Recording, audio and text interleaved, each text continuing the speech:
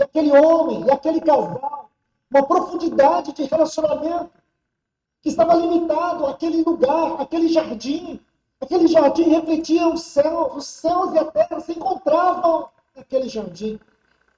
Vou repetir isso mais uma vez. Por favor. Irmãos, Deus é estritamente relacional. Vou te falar isso, ele não é um Deus impassível. Ele nunca teve a intenção, ao criar o homem, de ser um Deus distante. Senhores, Deus é um ser relacional.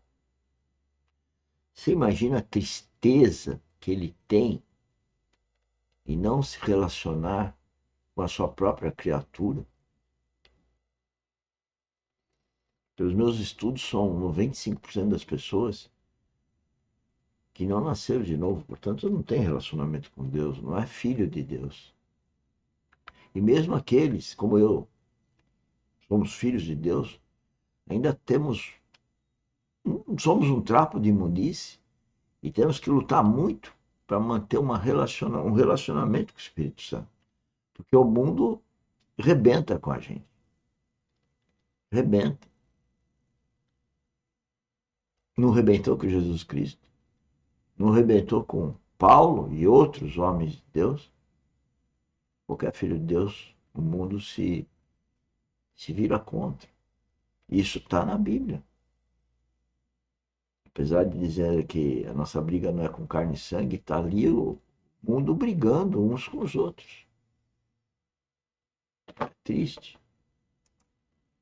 Ele nunca teve a intenção de criar o homem e deixá-lo à deriva da terra. Quando Deus criou o homem, ele colocou naquele jardim que era o jardim dele. Era o jardim dele. Era o prazer dele. Aquele não era o jardim de Lúcifer. Era o jardim onde Lúcifer estava, mas aquele era o jardim de Deus. Lúcifer foi tirado do jardim, mas o jardim permaneceu. Porque é o jardim dele, é o lugar da sua presença, é o lugar da sua comunhão, é o lugar do seu prazer. Por isso que o pecado destruiu.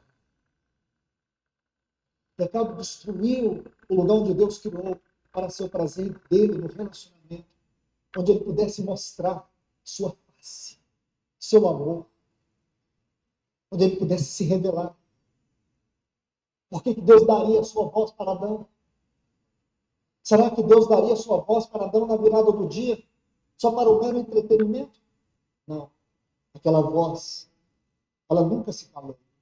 E quando você procura essa voz, essa palavra, você vai ver que essa é a voz que fala, é a voz que cura, é a voz que restaura, é a voz que abraça. É a voz que entrou nas profundezas do abismo onde nós estávamos e nos resgatou. Essa voz se tornou no livro de João o Logos de Deus. O Logos de Deus. Esse Logos, a palavra, o verbo, a palavra do jardim, o Logos. Irmãos, quando você estuda a palavra Logos, você precisa ir 400 anos antes de Cristo e você vai conhecer a história de Heráclito e de Hermes. Foi esse filósofo, que também era astrônomo, que pela primeira vez usou a palavra Logos para poder dizer que havia uma mente, havia uma razão que estava por detrás do universo. Que não fazia sentido o universo existir à deriva. Havia uma razão que poderia explicar o universo.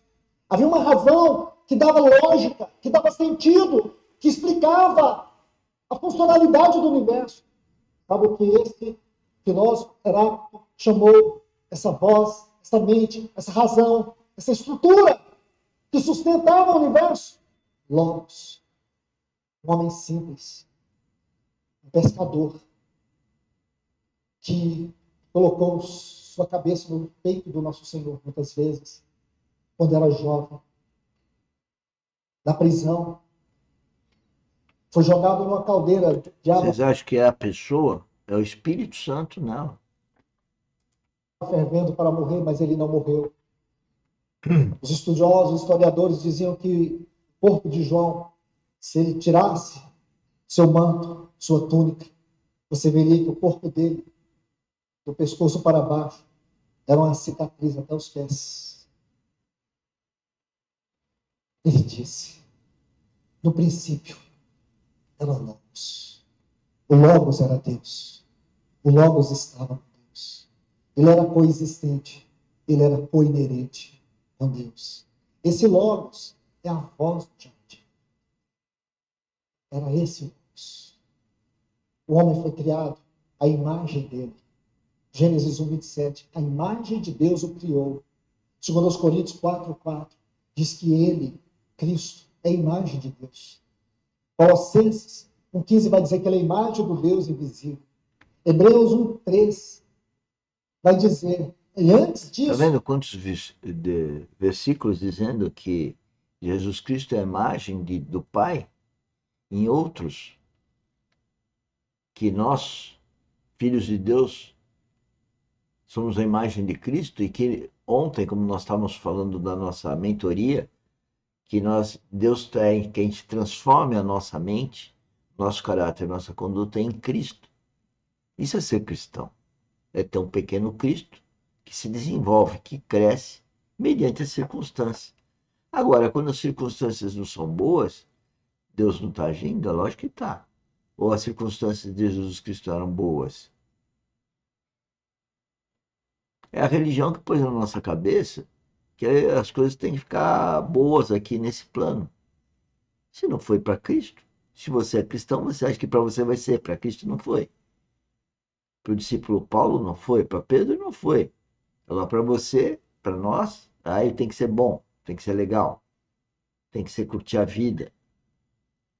Isso é coisa do inimigo, isso é coisa do mundo, que jaz no maligno e que nos ilude com uma coisa efêmera para Deus. E a gente acredita, e a gente não quer perder esses vícios desses afetos do mundo. Reflitam sobre isso. Nós estamos alertando. E eu estou alertando aqui pessoas muito próximas que não querem ouvir. E aí, como elas não queriam me ouvir, eu vim para as redes sociais e falo nas redes sociais. Quem tem ouvidos, ouça. O Espírito. O Espírito está falando muito mais e o que de propósito para cada um dos senhores, cada um de nós. Diz que ele é o sustentador do universo, pelo qual se criou todas as coisas.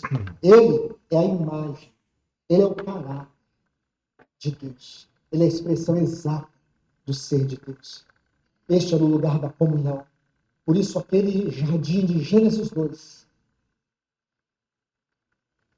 era o lugar onde os céus e a terra se encontravam. Aqueles foram os melhores dias da terra. Mas um dia, irmãos, Adão não cuidou do jardim, a serpente entrou, os enganou, e eles perderam o jardim. A história seguinte, todos nós sabemos, é uma história triste. Alguns chegam a dizer que Gênesis capítulo 3 é o capítulo mais triste da Bíblia. Ele não é. Ele não é. Eu sei que não foi baseado nisso, mas uma das lindas declarações de Jó é: eu sei que o meu Redentor vive. Talvez seja esta frase que cabe muito bem aqui em Gênesis 3. Sim, nós temos a queda.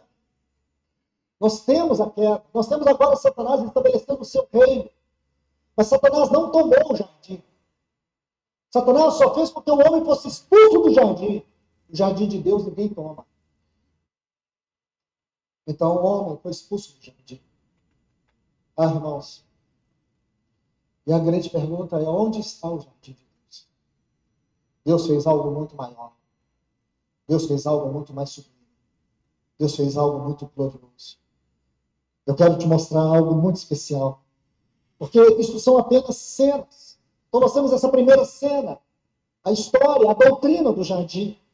Na segunda cena, esses dois versículos 12 e 16 do capítulo 4, do livro de Cântico dos Cânticos, que é o propósito eterno de Deus em relação a esse jardim. Então vamos para uma terceira. Nessa terceira cena eu quero ler dois textos. João capítulo 18, versículo 1. E depois, capítulo 19, versículo 41.